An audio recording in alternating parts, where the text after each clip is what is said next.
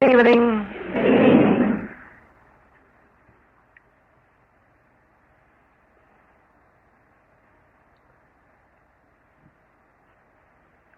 It is very difficult to grasp the depth of a quotation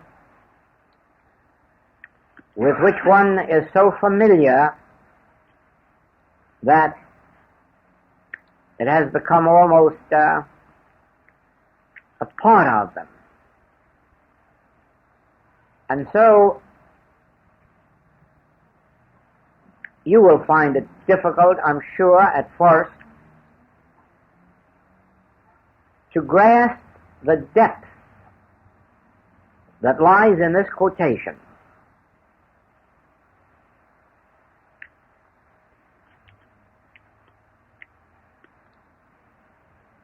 Whom to know aright is life eternal. God.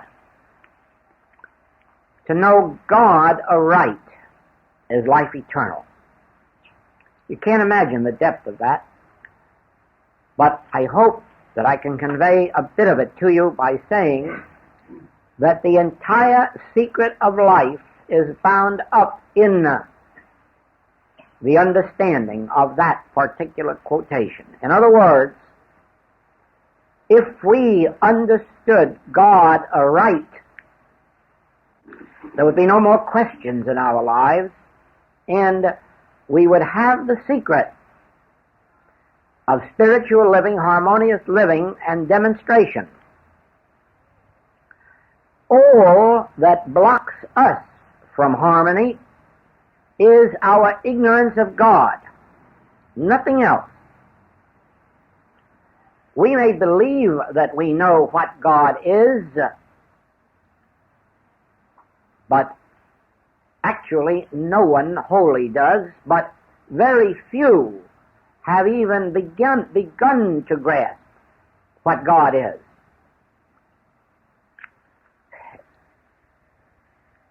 To know God ends every problem that could possibly come to our experience. And that is not far-fetched.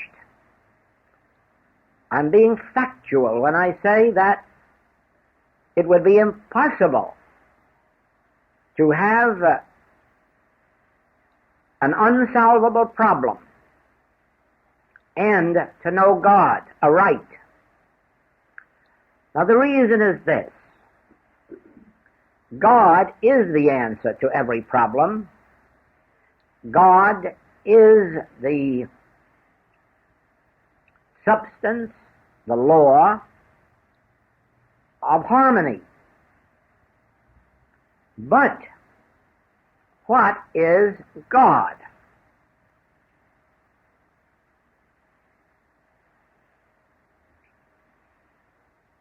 We can go back to the Hebrews under Pharaoh, and many of you are familiar with that bit of history, and know that the Hebrews were perhaps the most religious of people of their particular day.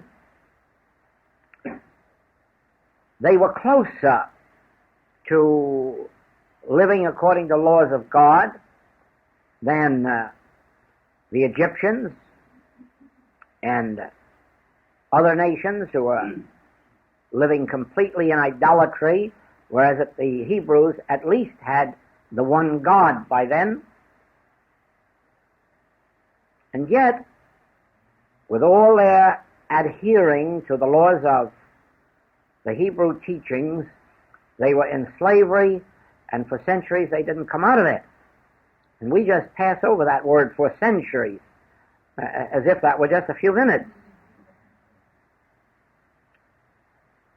But just think that we on this continent have only lived under freedom for 175 years, and that's not even 2 centuries, and they were in slavery for many centuries.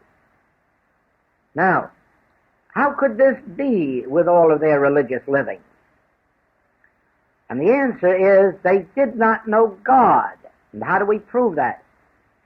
Because one man, Moses, met God face to face. In other words, one man came to know God. And that one man could lead the entire Hebrew nation out of slavery. One man, knowing God, could, without raising an army, without fighting a war of slavery and anti-slavery, one man, knowing God, could take those people out of Egypt, take them through the wilderness where there was no food and no water, take them across the wilderness and bring them to the brink of the promised land. One man knowing God. One man having met God face to face. Now, I have said this to you before, that the Hebrew church was at possibly its lowest level of integrity from about 200 BC, from about 150 BC to 200 AD. That was the period when it really was bad. And during that period, one man, Jesus Christ, one man who knew God, one man who had realized God, broke that whole despotism, broke that entire system, and set up that which has become a whole new dispensation. One man who knew the truth, one man who knew who God is and where God is and how God functions. And he imparted this so that others for 300 years were enabled to do mighty works, and also to leave a record that has not passed away, and which now in the 20th century can be reestablished again.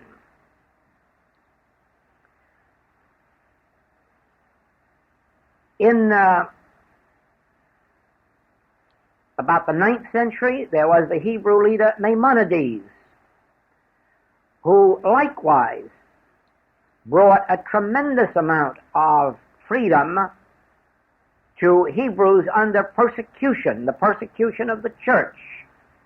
And while he himself was greatly persecuted, nevertheless, his life and his writings performed miracles for the Hebrew people of that age. Gautama the Buddha, one individual, came face to face with God, beheld reality, and set up a whole new worship, a whole new religion, which also for a long while brought light to India.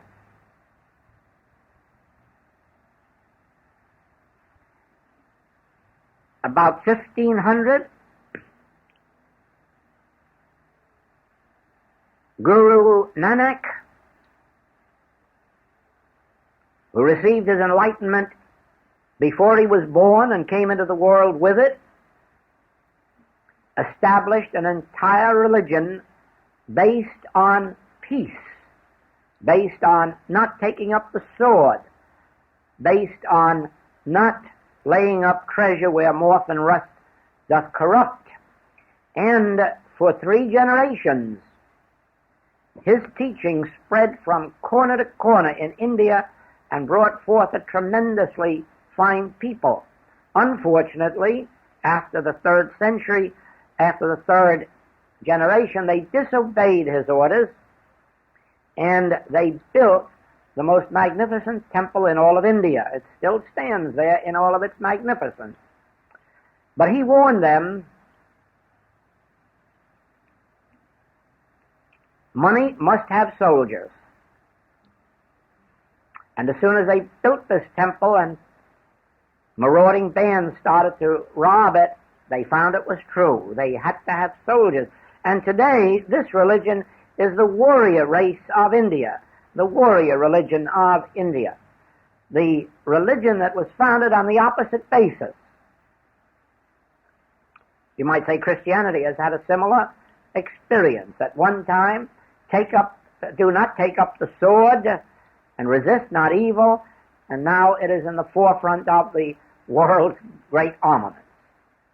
Well, the point that I'm making is that an individual who knows God becomes a light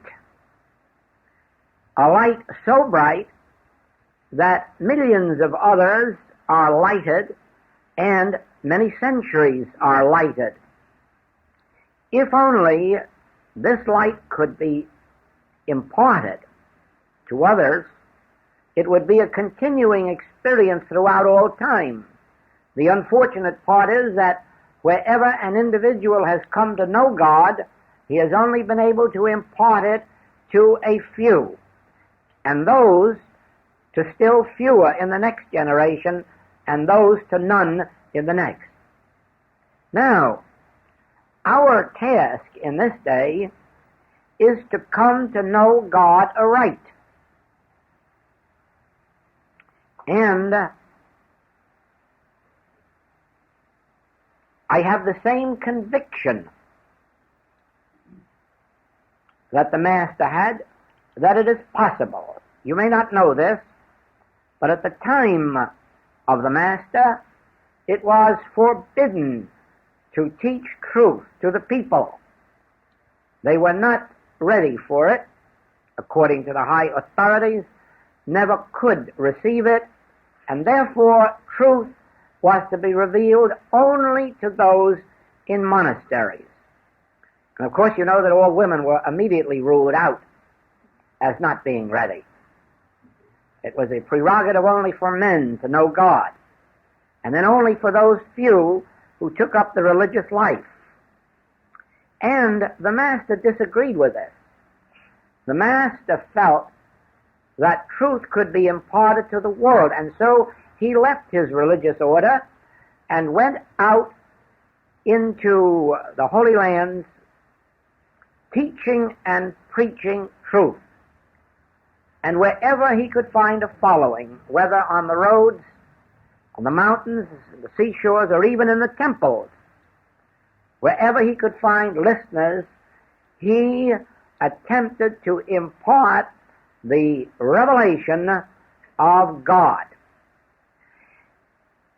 The Hebrews up to that time were not even allowed to name the name of God. Only the high priests were allowed to do that. But the Master went right out on the street and told it to his followers and asked them to believe it and to accept it. Very few could. The point is that there may have been more truth in those days to the belief that the masses couldn't accept it than there is now. For in those days, the masses were not educated.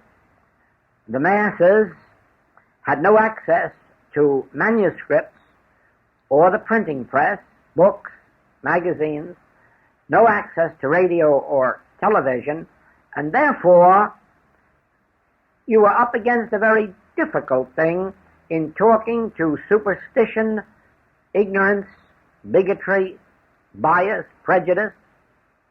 Whereas today, with all of our enlightened means of communication, the level of consciousness must be tremendously higher than it was then. Therefore, there must be literally millions of people on earth sufficiently advanced to hear the truth about God and to begin the experience of experiencing God. Now, God cannot be taught by word of mouth. God cannot be taught through books. The truth about God can be revealed, but the experience of imparting God is one that can only take place in small groups where meditation is possible. because God is imparted only through silence, and there is no other way. You cannot impart God through the intellect, nor can anybody ever know God through their mind. The mind is not a function for the understanding of God. There is another faculty that man possesses, one that in the ordinary man is rarely used or developed, and that is spiritual discernment, or the soul faculties. Now, in the ordinary human, they are never brought to light because there is no use for them. The human's life is lived through his mind or his intuitive faculties, but his spiritual faculties are not needed. It is only when you come to the religious life that the spiritual faculties are needed, and before they can be used, they must be awakened. They are dormant in the human, and it is only by prayer, meditation, contemplation, and sometimes with the help of a teacher, that these spiritual faculties may be awakened. This is the meaning of the Master's statement, I, if I be lifted up, shall draw all men unto me. And it is literally true that when you have two or more together in meditation, if one of these has actually attained meditation, has actually attained contact with the Spirit, that one can lift the others higher than themselves and can begin to awaken the soul faculties in them, to open their powers of spiritual discernment.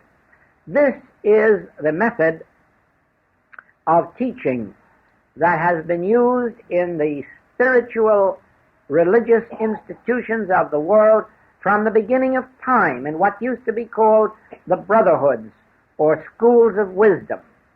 It was always those who had attained who took the initiates and led them up through oral teaching, through manuscripts, and finally meditation, and then brought about their opening. This is the system that is used in India, that is called the Guru system of teaching, whereby a teacher, a guru, who has himself been opened, who has himself attained this spiritual life, takes students under his wing for a period of years, usually a minimum of 6 years, and anywhere up to 9 or 12, and during that time leads the students step by step up to the opening of their spiritual wisdom. You may have heard of this under the term of the third eye. It really makes no difference whether you talk of the third eye or whether you talk of the soul faculties or the power of spiritual discernment. What you mean is this spiritual impulse, which the Master called the Father within me, and which Paul called the Christ within me. This has to be opened.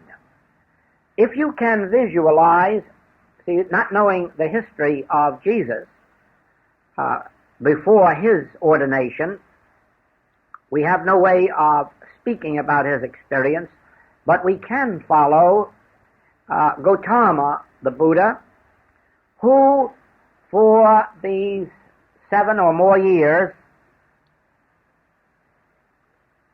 searched for truth, studied under many, many teachers in India, and outwardly seemed to make no progress. But actually, that is never true. From the moment that one turns to the search for God, they are making progress. Even if they go up 100 blind alleys Every one of them is developing progress in them because of their motive. And it is their motive that ultimately brings them to the illumination. And so it is that after having given up all of his teachers, after having given up all of his ascetic practices, that in that moment that ye know not, that ye think not, that moment when he was sitting under the Bodhi tree in silent meditation, the illumination came. And what does it mean, the illumination came? Well, it is said that he attained the Buddha mind. And all this means is the opening of the spiritual center, the opening of spiritual consciousness, the opening of the soul faculties, the ability to discern. And that ability is a spiritual capacity. One might read the Bible, study it, and be a professor of it, and never attain one tiny drop of spiritual light or understanding of the Bible. Because the understanding of the Bible is not in its printed word, but in what one can discern between the lines. Now, this actually is, or rather results in, a healing consciousness. And you will notice that the Buddha, who was just a man like the rest of us, and not much of a picture of a man either until that illumination, certainly not a success, from that moment on, he not only becomes the great man of India, but he becomes the great healer and is able to teach healing and impart the healing consciousness to his disciples. Not one bit of this was possible before the illumination. It all becomes possible afterward. And so it is that while we know nothing of the life of the Master except that it is said that he was a carpenter, and of course we know that he was a Hebrew rabbi in the temples, but we have no knowledge of any supernatural or spiritual capacities until he is in the ministry. And then all of a sudden he blossoms out as a healer and as a teacher of something that the Hebrews, with all of their knowledge of Scripture, with all of their knowledge of the law, never had discerned. And that is the teachings that comprise Christianity. Now, with all their knowledge, the Hebrews only knew the law, an eye for an eye and a tooth for a tooth. And what the other fellow does to you, you do to him, only more so. And here comes this man with no books to find it in, but all of a sudden begins to teach, do not take up the sword, and resist not evil, and do not do to others as they do unto you, but do unto others as you would wish them to do unto you. And where does all of this come from? It comes from spiritual discernment, the same place that his healing capacity came from. When these spiritual centers are opened, when spiritual discernment is attained, when inner vision is given to a person, all things are possible unto them. In our own day,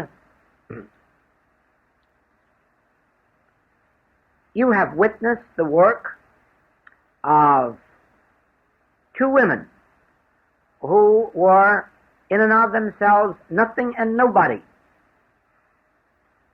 I was Mary Baker Eddy and Myrtle Fillmore.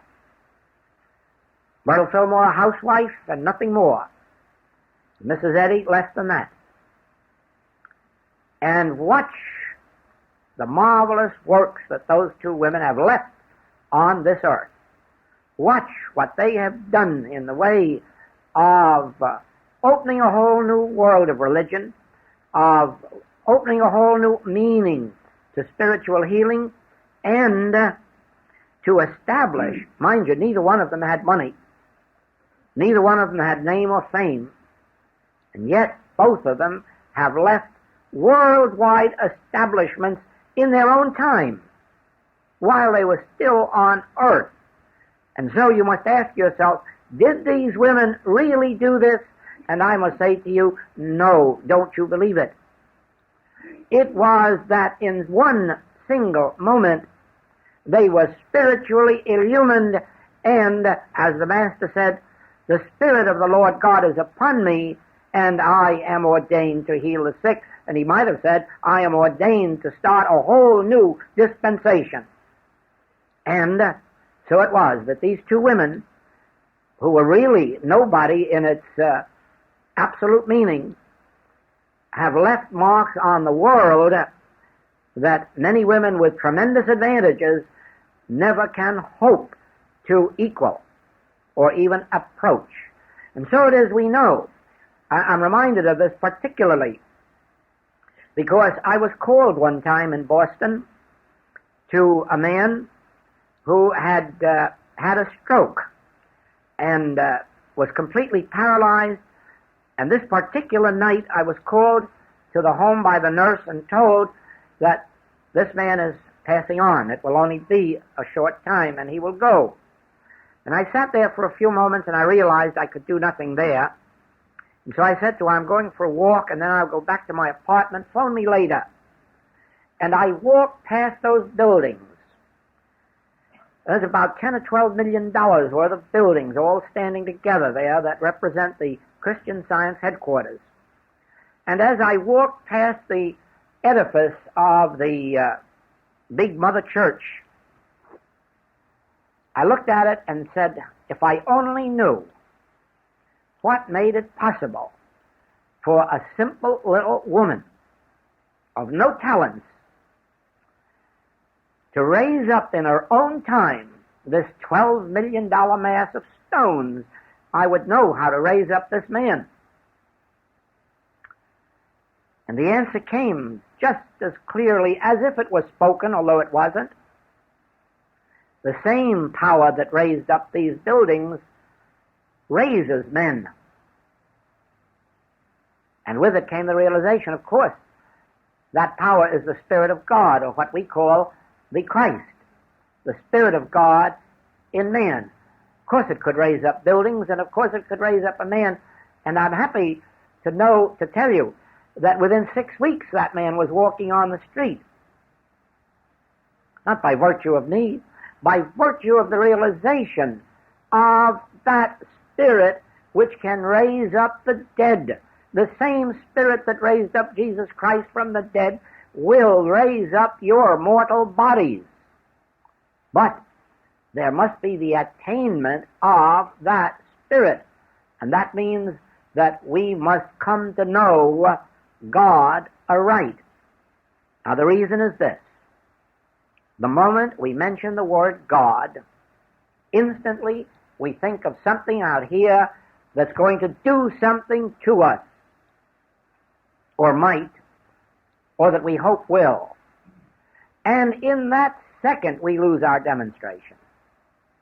Because there is no God out there with such powers. Or we might even have gone a step further and say, oh, the kingdom of God is within me. And we're a little bit closer. But being close to it, I'm close to that water, but it won't do me any good till I get much closer. In fact, I have to get it inside of me. And knowing that God is within is not having God within. It is merely having an intellectual knowledge of something that may or may not be so. To know God aright means actually to know the name and the identity of God. And of course, to know the nature of God and its functioning. Now, as long as a person believes that they can pray to a God for something, they are not knowing God aright. Or, if they believe that God is withholding something that by means of prayer he is going to let loose of, they are not knowing God aright. Or, if an individual believes that God can do something this very minute which God isn't already doing, they do not know God aright. Or, if an individual believes that there are certain holy people that can make God do something, they are not knowing God aright. In other words, all religious teaching separates man from God. Because all of religious teaching tends to make man believe that there is some kind of a God somewhere that can be influenced by man, by his prayers, by his sacrifices, by his tithings. They do not remember the Master saying, God has no pleasure in your sacrifices, or his statement that man was not made for the Sabbath was made for man.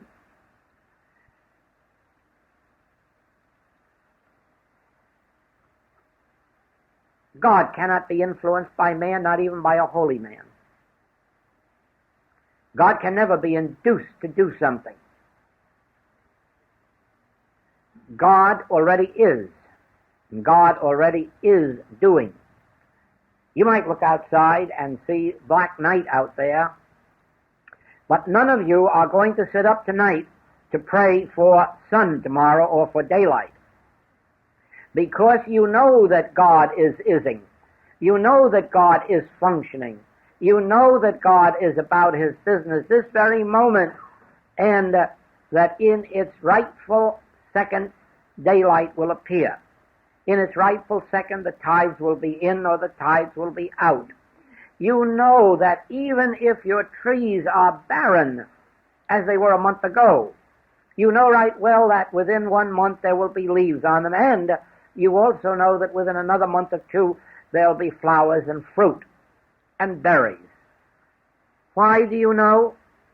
Well, of course, you've been witness to it for so long that you know it is so, and you know that behind this visible scene, regardless of the barrenness of the scene, you know that you only have to be patient and the season of fruitage will be there, because you know that there is a law operating in that direction. However, when it comes to our own personal affairs, we have been led to disbelieve this. We have been led to believe that if we sacrifice, if we spend our day in the temple, if we give, if we do this, if we build edifices, if we sacrifice, then God will be led to do something to us. Or if we become good. No, the teaching is that God's rain falls on the just and the unjust. The teaching is, neither do I condemn thee, the woman taken in adultery. And so you see that before you can come to know God aright, you must really overcome most of your religious teachings. And you must begin to see God in a whole new light. You must begin to see that God does not respond to our entreaties, that God does not respond to our pleadings, that God does not respond, period. God is, and God is functioning now. And if there is discord and inharmony in our lives, it has nothing to do with God. It has to do with our failure to comply with the laws of God and bring ourselves under God's grace. It has nothing to do with bringing God into our experience. It has to do with our coming up into God's experience. Communion with God is a step in that direction. And communion means, first of all, knowing that the Father is within you, and then secondly, closing the eyes and keeping your attention within your consciousness. Of quietly, peacefully cogitating, meditating.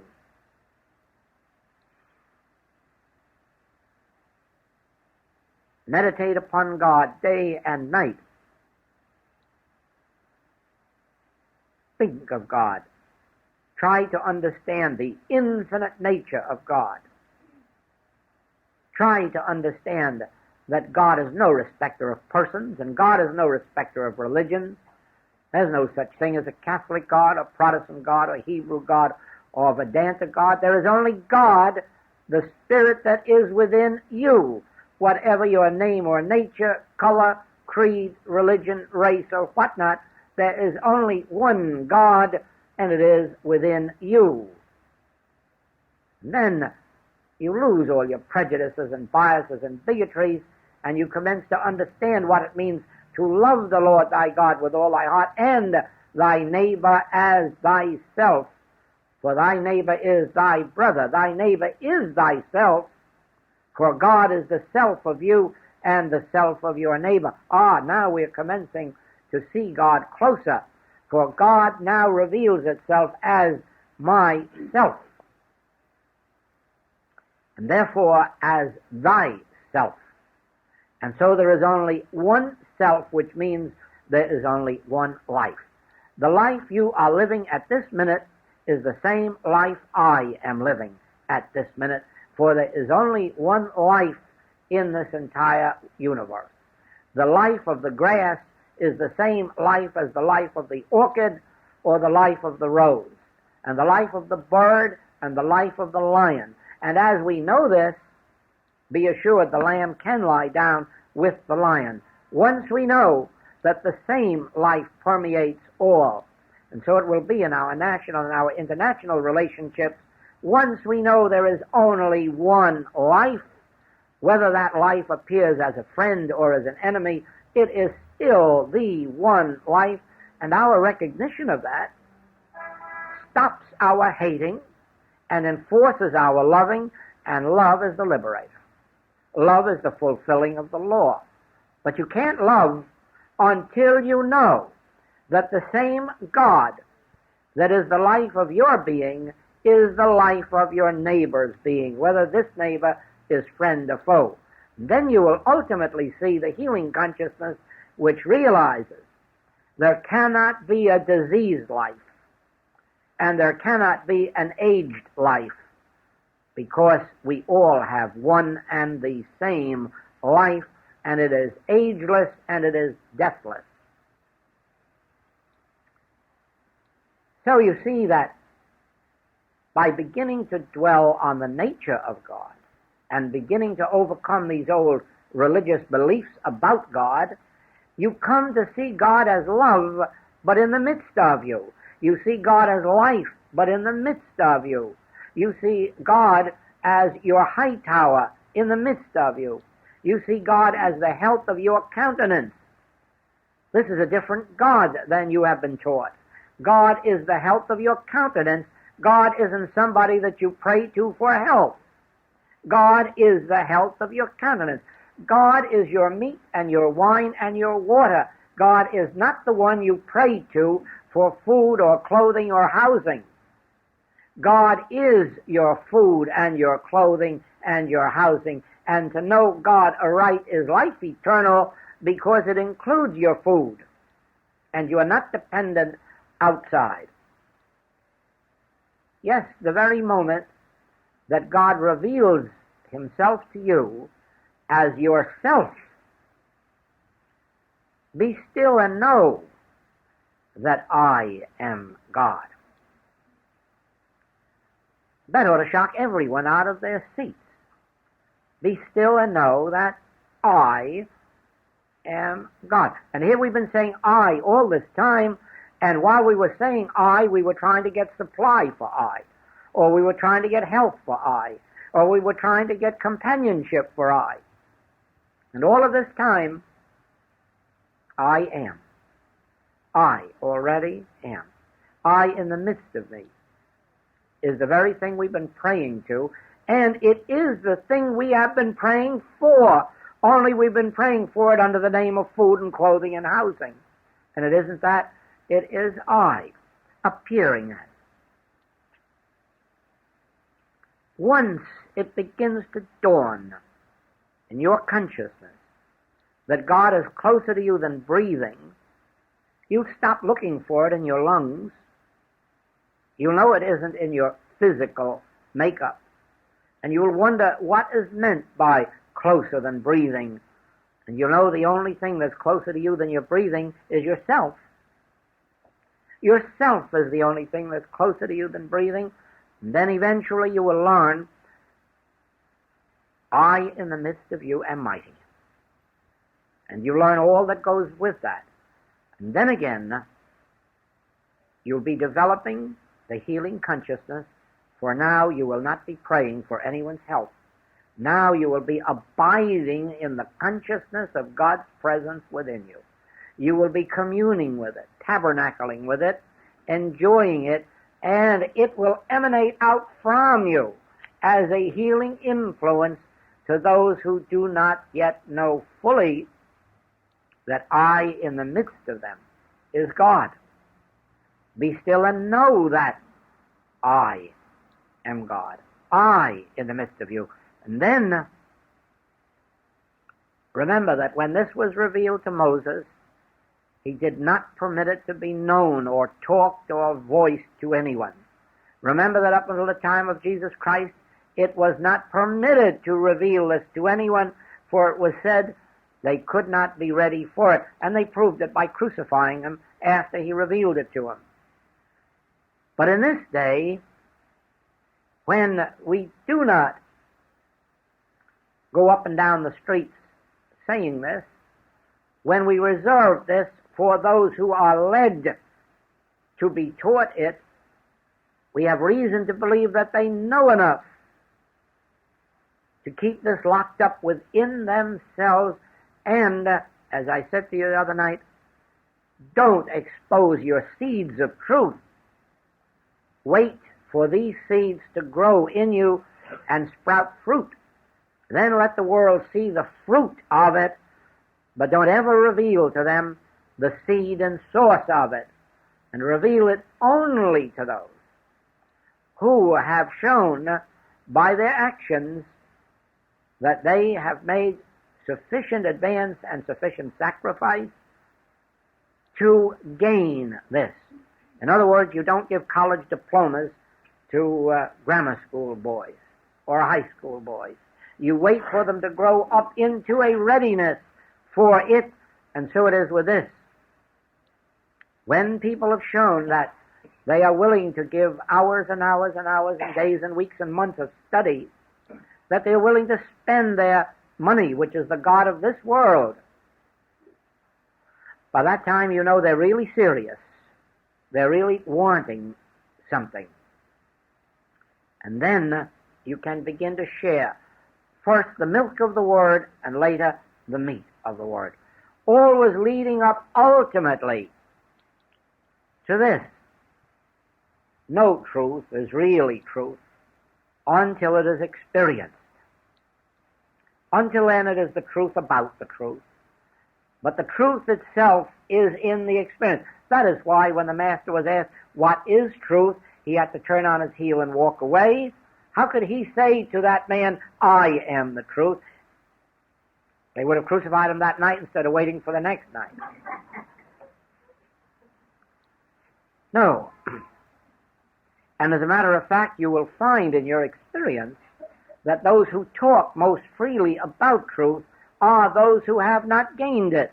They are merely quoting from books and hoping it's true and more or less liking to parade as one who knows. But they don't. The mere fact of their talking it as proof they don't.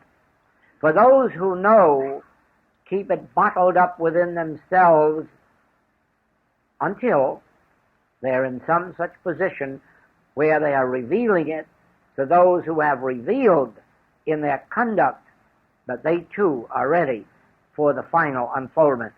That is why spiritual teaching in the Orient is never for less than a period of 6, 7, 8, 9 years, because no one believes that an individual could be ready for the revelation of truth before then.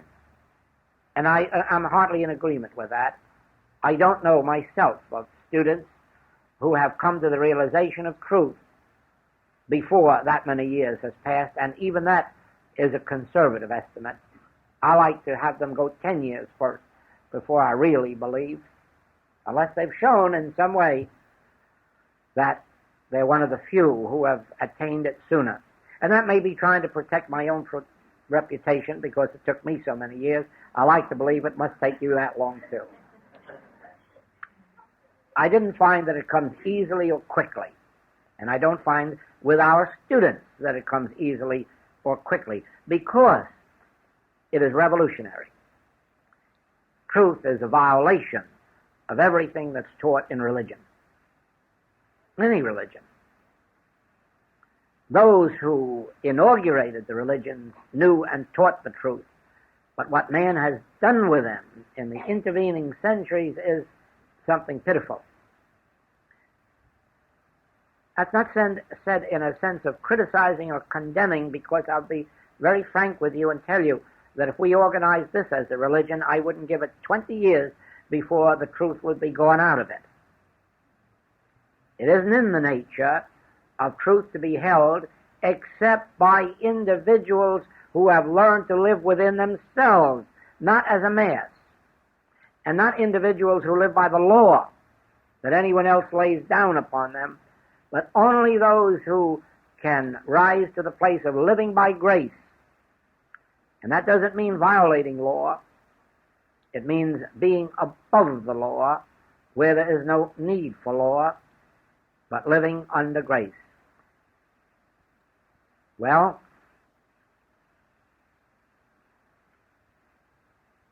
how shall it be said? God is, therefore I am. If God were not, I would not be. But because God is, I am. And because I am here, God is here. And because God is here, I am here. For we are one, inseparable, and indivisible. You need only look at these masters to behold what I'm trying to say to you. That it is not a God somewhere that performs the miracles of the world. It is the God-realized consciousness of an individual. The God-realized consciousness of Moses took the Hebrews out of Egypt. The God-realized consciousness of Jesus gave us a new dispensation, a new esoteric religion. The God-realized consciousness of a Mrs. Eddy gave us this entire new healing dispensation on earth, and has made it mandatory that every church on the face of the globe incorporates spiritual healing into its ministry, because the world will not be satisfied with less. And it is the God-realized consciousness of individuals such as you and me who perform the healing works. It isn't some outside God that we pray to. It isn't some outside God that does favors for us. It is the God-realized consciousness of an individual that performs the work. He that is within me performeth that which is given me to do. And the he that is within me is this developed or attained spiritual consciousness. When you go to the Master, you expect an instantaneous healing. When you go to someone less than a Master, you expect it in a day or two. And if it's someone less than that, it may be a week or two. And less than that, it will be a month or two, showing that it isn't a God, because God would be the same for everybody. It is the degree of God-realized consciousness. Now then, God is closer to you than breathing and nearer than hands and feet, for God is your very consciousness. But it only operates spiritually as you bring forth its spiritual capacities by your studies and practice. It is not merely what you read in the books, because this will not do it for you. It is to what extent you practice what is in the books until gradually you develop a fearlessness of person, place, thing, circumstance, and condition until you actually come to no longer fear death itself, in the realization that even death cannot separate me from the love of God or the life of God. And so you look upon death only as you would an illness, something you get over. And you do. So, as you study, as you meditate, as you put into practice these principles, you will find that you are developing your consciousness. And so I would like to give you tonight these notes. Those of you who have the June, September, October, November 1959 letters and the May and June 1960. Those of you who do not have the letters and do not have access to them will probably have to wait until about October or November, when the 1959 letters will be in book form, because we do not have any more in Hawaii, any more copies of those particular letters. But you may be able, if you haven't them yourself, to get the loan or use of them from some friend who has. Now, these letters, 1959-60 that I just called to you, these contain the basic healing principles of this message. And while you may not find that reading them and giving a treatment with them will heal the first day, you will find eventually that as you work with them, you will develop the consciousness that does heal. For these principles have been tried. These principles have been in operation with us for 30 years. These principles have done fine healing works, or rather, have resulted in the consciousness that has done fine healing works. You will find that these principles are not similar to what you have studied in other approaches to truth. You will find that you have a whole new consciousness to develop for this reason. In our healing work, we do not concern ourselves with the patient. In other words, we do not try to uncover any evil in their thought. We do not try to discover what is the cause of their particular trouble. In other words, well, this sounds worse than it really means. I was going to say you ignore the patient. It isn't nice to say you ignore them and then you're hoping that they'll be grateful to you. But in the sense of treatment, you ignore them for this reason. The moment they present their problem to you, your thought must go from them to the truth that all evil is impersonal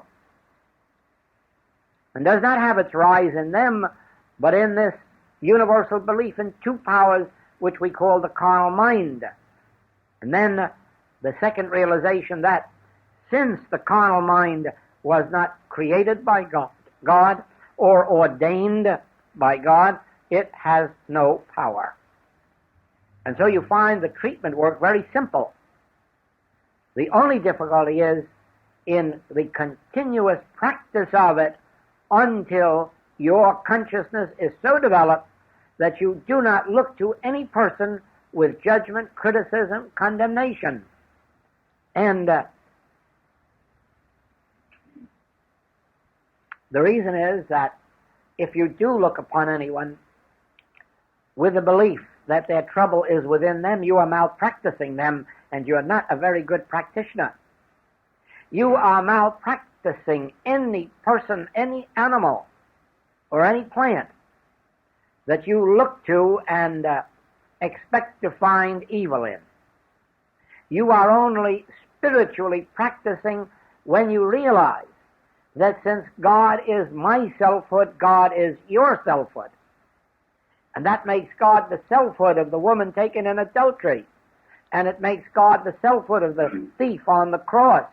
And therefore it behooves none of us to judge, criticize, or condemn them, but rather to understand that God is their selfhood, and therefore in their true being they are pure, and that the evil that is manifesting through them is not them and is not of them, but is merely the activity of carnal mind, which they ignorantly permit to use them. The same as we do when we have a cold, the same as we do when we have any ill. We are merely permitting, through our ignorance, we are permitting the carnal mind to find entrance into us and out through us. And at all times we have the ability to know the truth. This evil that would find expression in me or through me is not of me, for I am the Son of God. I and my Father are one. And all of the harmony and peace and wholeness and the eternality and immortality of God are mine. Therefore this that would find entrance into me or outlet through me, which is of a negative or evil nature, this is of the carnal mind, that which is not ordained of God, that which has no law of God to sustain it, no activity of God, no substance of God, and therefore is a temporal power or the arm of flesh or nothingness. And then rest in that word. And as you rest in that word, the armies of the aliens fight among themselves or flee.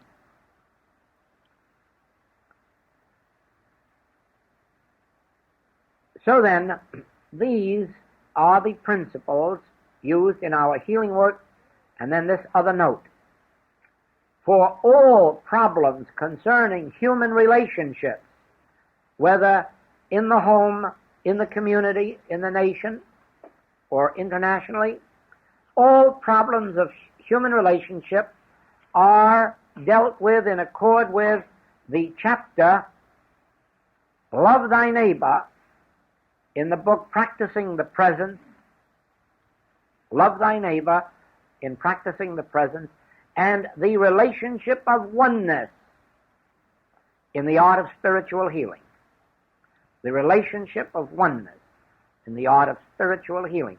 Those two chapters embrace our principles of the infinite way in their relationship to human relationship. And it sums itself up really in knowing that I am you.